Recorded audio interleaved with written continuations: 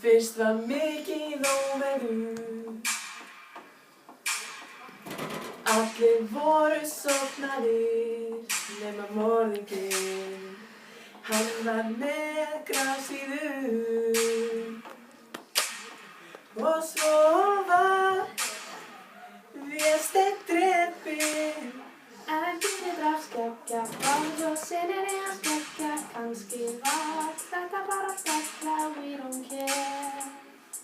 Kannski var þetta skáldskapur og hann draf Þorgrím goðinn ekki vissi af því nema Þorgrím. Hann satt frá því vísu fyrr. Hún var eina sem að vissi það. Þetta sagan af Gísla. Hún rosa flókin. Þarna gerast vetrarleikarnir. Oftast þegar einhver drepinn.